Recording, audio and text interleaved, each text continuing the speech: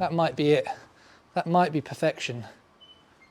Oh my God, it might be perfection, and it is. Hi everyone, Luke here from Weekend Tour Pros, and you're joining me today in the studio at City Golf in Chichester for another iron review, and this time we're testing one of the brand new irons for 2024, the Wilson Dynapower Forged.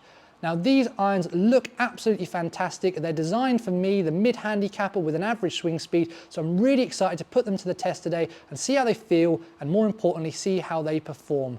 Let's get stuck in.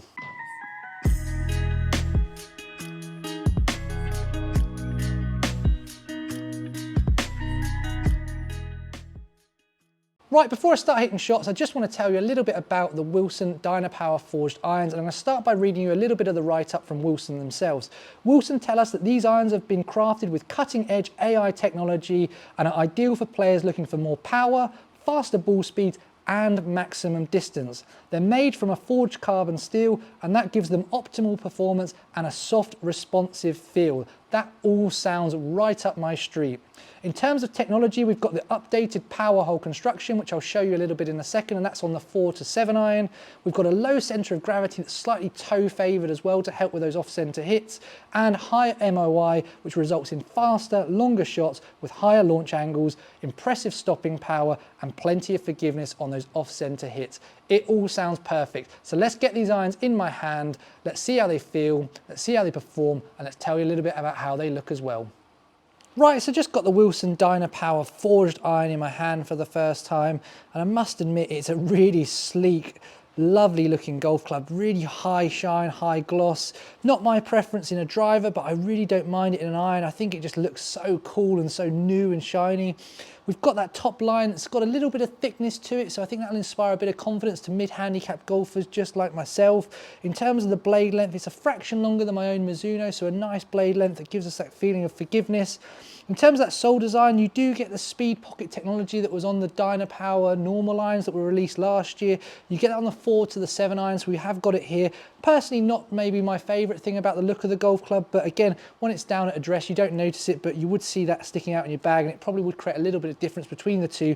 But the rear of the club also absolutely sleek, so really, really excited to give this a hit. The stock shaft option, KBS Tour Light, is one of my favourite shafts as well when I've tested irons over the last few years, so really excited to see how this performs. I think this just might be the perfect Wilson iron for me, so I'm really hoping it lives up to that.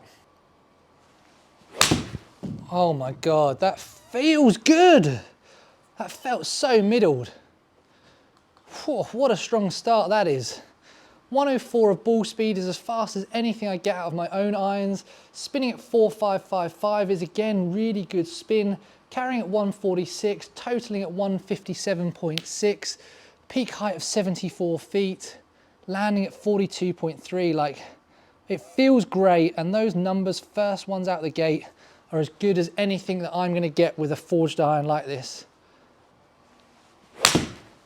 Oh, I think I've just left the face open there, but it feels great. Yeah, I've just left the face open ever so slightly there.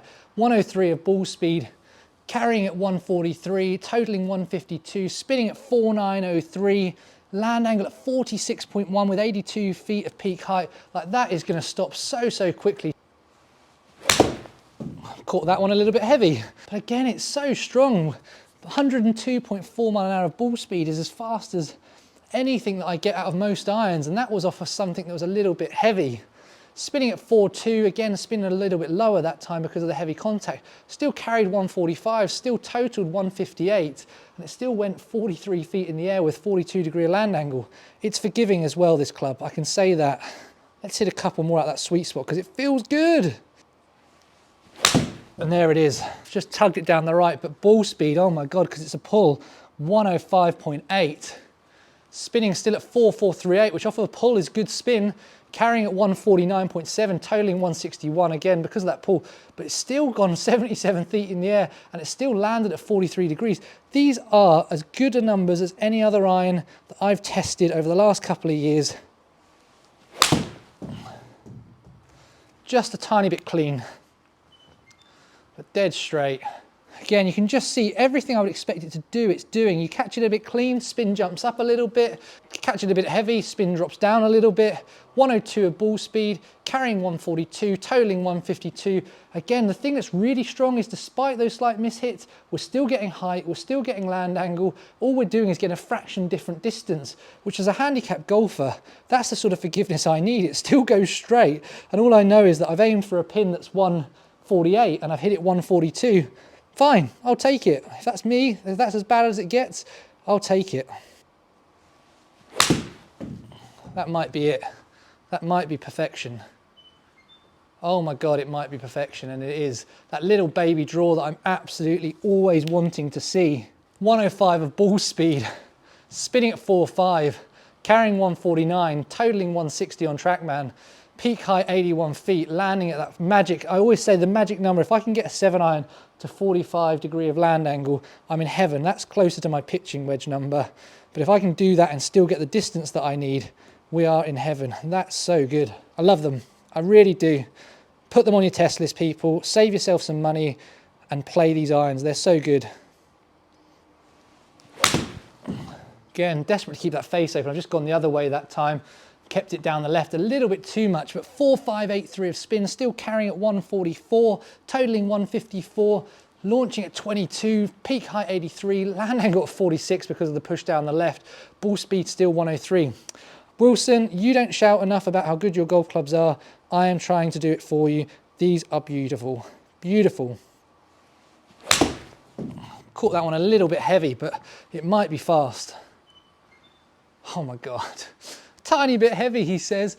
105 of ball speed, spinning at 4.4, carrying at 149.3, totaling 160, launching at 21, peak height 81, land angle 40. They're just good. They're good. I don't even need to talk about them. I just need to keep hitting shots because I am enjoying hitting these and I don't want to put them down.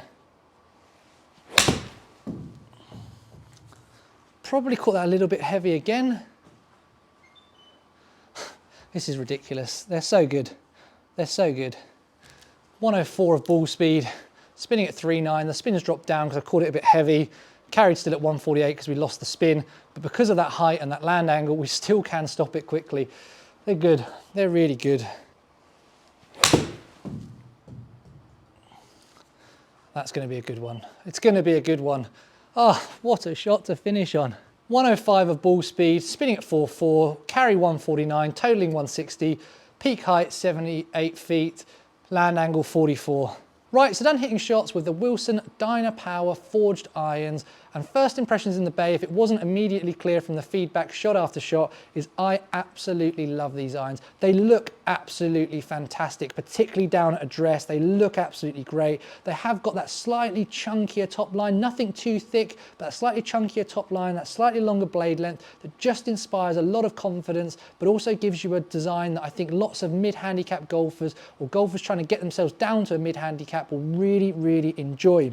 In terms of performance, the numbers that I'm seeing in front of me are as good as anything that I'm seeing out of any other iron that I've tested, and they look really similar to my own custom fit Mizuno JPX 923, and I've hit shots with that iron off camera to benchmark against, which we'll show you in a second. But the most important thing to call out is they feel absolutely incredible. As good as my Mizuno, and Mizuno are known for how good their irons feel, these feel great. The feedback I'm getting off them as well on those slight mishits, that thin or that fat shot, the ability to predict what the numbers are going to do and then it does it.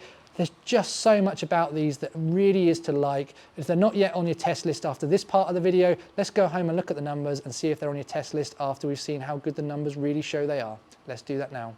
So before we deep dive into all of the data, I want to just give you one tiny little caveat about these two data sets. The Mizuno JPX 923 Forged that I was using for benchmarking purposes is my own current gaming set of irons. I've had them for 6 to 8 months now. They were custom fit for me, and I've never trusted a set of irons more than I currently trust these Mizunos.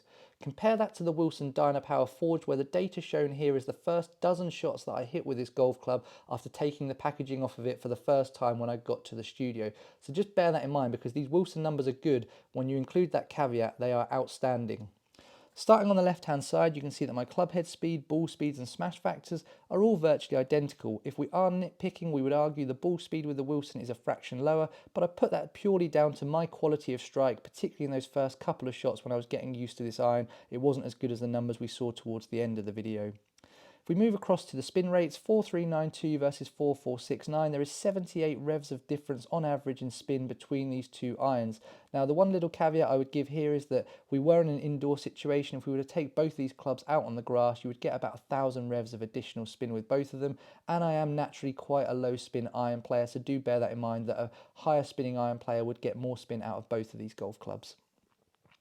Next, we'll move across to the ball flights that they help me to deliver. Now, off the rack, the Wilson Dynapower is 0.5 degrees weaker than my Mizuno, so it is worth noting that we would expect to see a little bit more launch angle, a fraction more peak height, and a slightly steeper land angle with the Wilson Dynapower Forged. And the good news is we have seen that in all three parts of the data.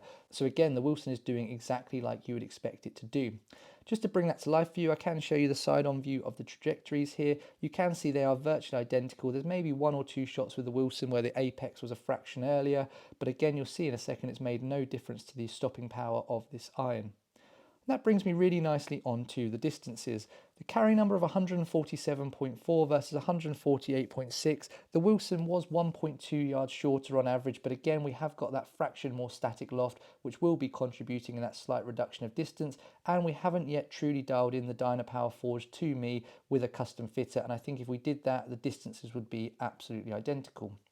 The next thing to talk about is the stopping power of this iron. That's how quickly it would land on a green and stop, and reflects the amount of rollout you get, so the difference between the carry distance and the total distance. It was 11.5 yards with both of these clubs in this test, absolutely identical. Now again, the little caveat to give here is that TrackMan always plays firm and fast, so the amount of rollout that I see out on the golf course is normally about half the amount that I always see on a TrackMan, but we can use this data for benchmarking and comparison purposes to see if one club does stop quicker than the other, and in this test they both stopped in exactly the same amount of time. The final thing to show you is just the dispersion circles, front to back, left to right. You can see it is a fraction tighter with my own Mizuno versus what I got with the Wilson, but as you saw in the video, I did pull a couple of them down the right hand side, which are those three blue dots at the bottom of the screen, and then I was desperate to make sure that I kept the face open. I did block one a little bit down the left. If we were to take that block out of the equation, the dispersion circle with the Wilson would be incredibly tight. The one thing to call out is there are that 4 dots with the Mizuno down the middle. If you actually were to zoom in or take those dots out, there are about 3 or 4 blue dots under there as well, and what that says to me is that like for like, quality strike for quality strike, both of these irons were performing virtually identical. Overall, some super impressive numbers from the Wilson that back up the feels that I had in the bay. If these aren't on your test list just yet, let me tell you about the price. Now, hopefully over the last 10 or so minutes, I've been able to demonstrate to you why I absolutely love these irons. They look stunning, they feel incredible, and the numbers and performance that I got out of them are as good as, if not better, than most players' distance irons that I've tested on the channel in the last 24 months. Now, if that's not enough to convince you to put these irons on your test list for 2024, let's talk about the price. Now, most of the main manufacturers that have got a forged iron in the players distance category are selling them for £1,100 to £1,200 for a 5-iron to a pitching wedge. The Wilson Dynapower Forged are going to retail at an RRP price of £849 in the UK. That is outstanding value for money. Now, the even better news is some of the main websites that sell golf clubs in the UK are already selling them on pre-sale for just under the £800 mark. So that represents potentially a £300 to £400 saving versus other irons in this category to get exactly the same, if not better performance.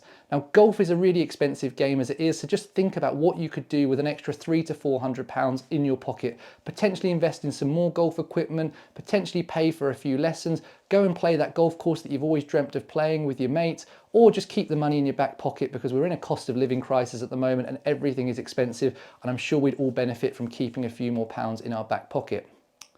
Now, all that's left for me to say is if you like this video, please do smash that thumbs up button. And if you're not yet subscribed to Weekend Tour Pros, there's a button up here on the screen. You can press it now and you'll subscribe to the channel.